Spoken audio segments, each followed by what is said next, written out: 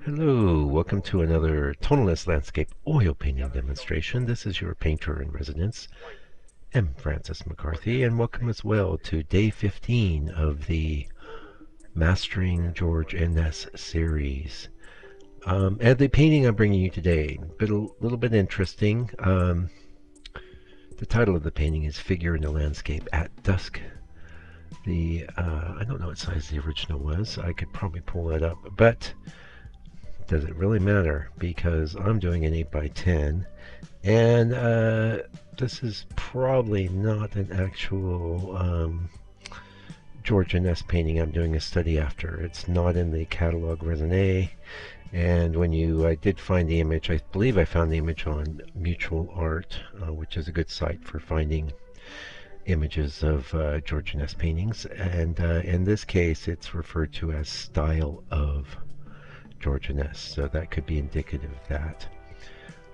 Although it looks like an Inness, it walks like an Inness, and talks like an Inness, it may not be an Inness, it probably is not an Inness, but I don't really mind, to be honest. I really like the painting, and I'd already got it set up, and I had the board grabbed, and was in the process of, actually I think I said on the last video I was going to well, actually it was members area. So there's a version of this in the members area. It's actually a little quicker than some of the recent ones. At 3 hours, you're in the trenches with me, figuring out how to get the master, how to get his look, how to get that thing. It's not easy, but it certainly has been very worthwhile for me. It's really been improving my work, I have to say. Anyway, there I was just promising the people in the members area that I would go home, and before starting the color portion of the painting, that I would find out what was up with the painting. And what I found out is that it's probably not an Inness, so that's okay. It's a nice painting, and we're working on it. So very interesting challenges in this painting. One is that oh, by the way, there's a corresponding blog post for this painting, so if you at home, you don't have to be in the members area to access the blog. There'll be a version of the original by Inness, or whoever was claiming to be Inness, and that's there on the corresponding blog post. So if you feel like making your own study, you can follow along with the video. It would probably be worth it for you if you want to do that kind of thing to join the members area, though, because I'll be talking about the colors I use. There's a color mixing session in the members area. This one was pretty quick, though, because I kind of got put under the gun. But let's face it, you've got some browns and ochres in this painting. You've got greens, oranges, not white, and not a lot else. The blue is nowhere to be seen, that's for sure. So the color mixing session went pretty quick, but I gave you the rundown, and prior to starting the painting, I gave you the rundown of where I think the problems are going to be. One of the things I didn't love about this one was that real diagonal hill of his in the distance, and I did moderate that a bit. Not as much as I thought I was going to, but I was just going to say the other challenge was that it looked like whoever done this painting really put that sky in super thin, so thin that I was really wondering if it might not be a watercolor. Of course I don't think it is. In fact, I remember looking at the Mutual site. It's just oil paint, but you can work very thin with oil paint, and sometimes people do, and it's a valid way to work. I'm a little hesitant to do that depending on what it is I'm trying to do, because I have read that oil paint will become more translucent over time. However, if you're working with it in a translucent way over a light ground, it probably wouldn't matter that much, right? I try to lay my paint on, I don't like it piling on thick. In fact, there were places, say in the bottom of the sky, where it was getting a bit thick, and as you get the paint thicker, it gets harder to control.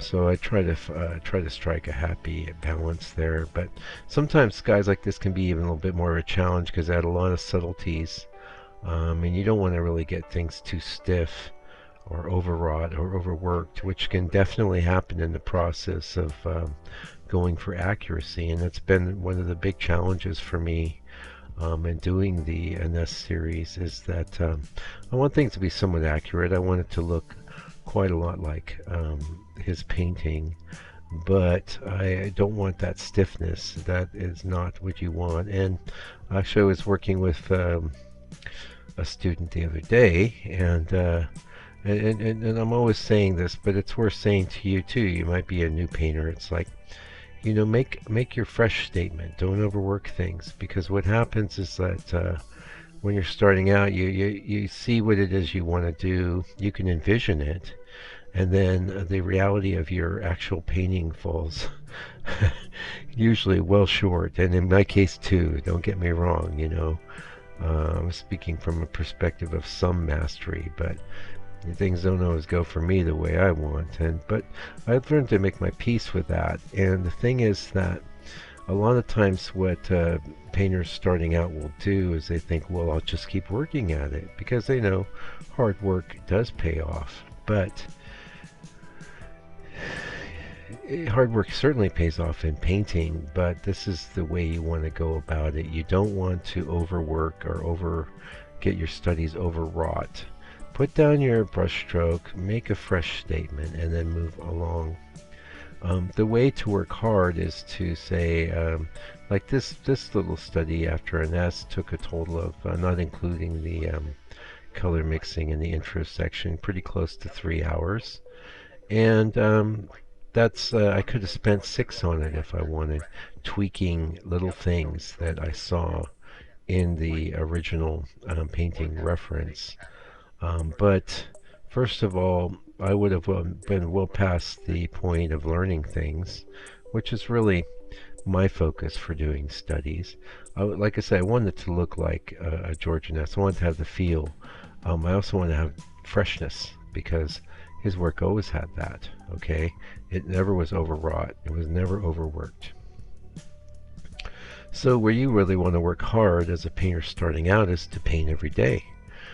This is a perfect size I'm working here, by the way. It's 8x10.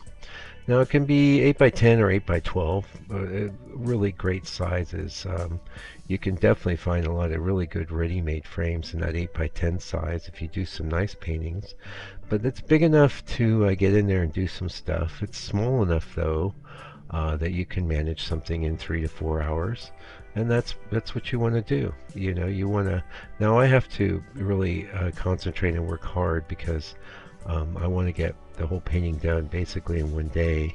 Otherwise, what happens if I do it over a series of days, especially this is more true on the very smooth boards, it takes on a matte appearance, which really messes up the video. It just doesn't look good on video. So I have to hunker down. But there's no reason why you couldn't put an hour and a half a day in on a study like this, say, or over a period of days. One day do your drawing on a board and let that dry. The next day do the sky, and the next day do the land. Break it up into bite-sized chunks, you know, and but be working and work every day. Work hard, and you will get a very good in a hurry. In fact, your progress will amaze you if you just follow that one simple bit of advice I'm laying on you. Hour and a half a day in 30 days. In fact, I mean, what I think is really a brilliant plan is do something like a 5x7. Do it in one night, because you can finish a 5x7 in an hour and a half or so.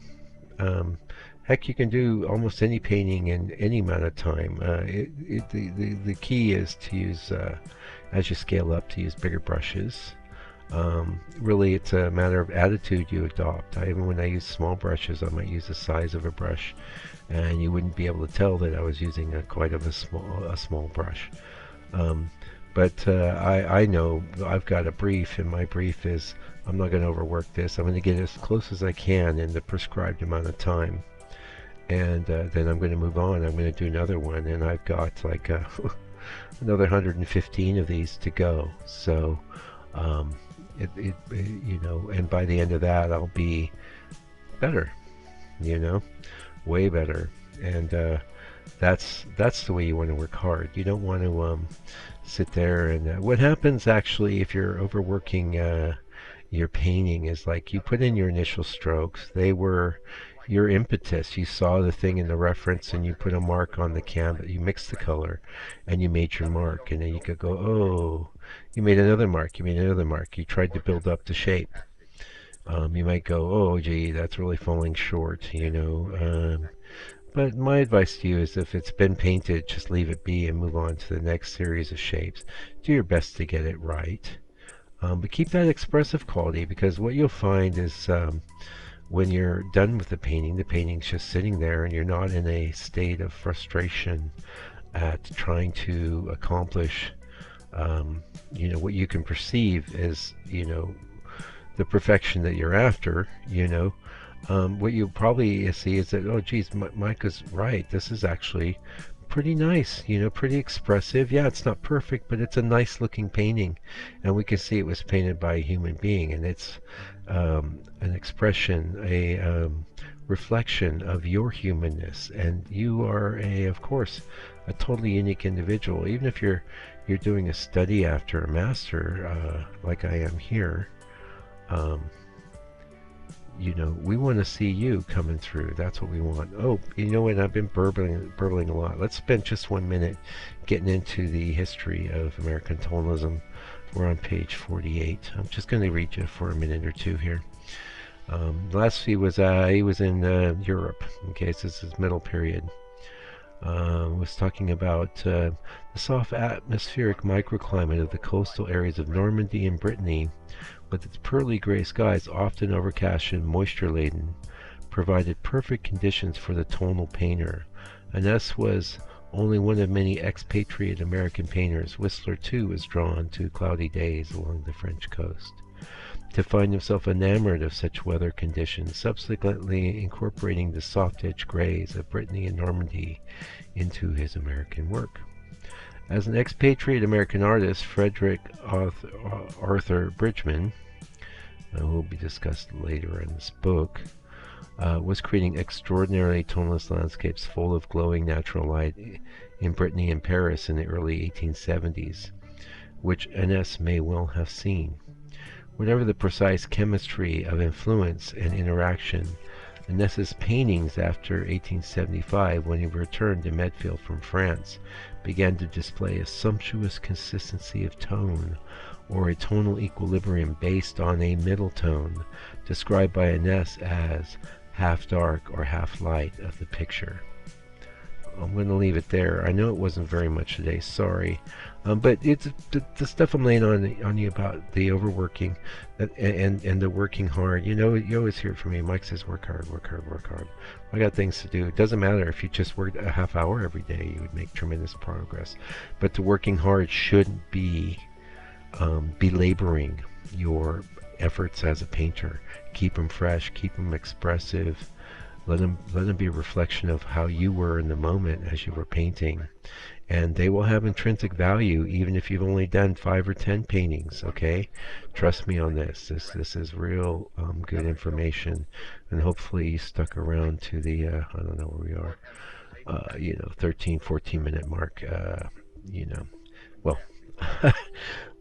I was talking about this in the whole video, but you get what I'm saying. Hopefully you get some value off of this, and geez, I hope you're getting some value off the Inness series. It's been a big commitment, but you just take a look at the other paintings of mine on the channel. You can see I'm making progress, and it's the more mastery you achieve and attain, the slower and harder the progress is to get to. You start hitting the limits of your intellect and aesthetic sense, but that's the challenge. How far can you push it? Inness pushed it really far. He was always really great. But towards the end of his life, he was super great, and that's a perfect example that I want to follow and am following. So yeah, like I said, hopefully you got something off of this video today. There's a bunch of other ones in the series. Check out my website. If you're getting value, consider supporting me. I really appreciate it. It's not an easy time for any of us, but there's a donation button at the bottom of the video. It says a thank you, or you can leave me a nice comment, Or my favorite way to be supported is for people to purchase one of my paintings directly off my site without the gallery involved. It really helps me and my family out considerably. So, you know, if it's a way you can support me, then please do, and I'll send you that painting and you'll have something really nice of your own there. Anyway, until I come back with another video, do me a favor, do me a solid. Take good care of yourself, your family, all your loved ones, and stay out of trouble. God bless you and your family.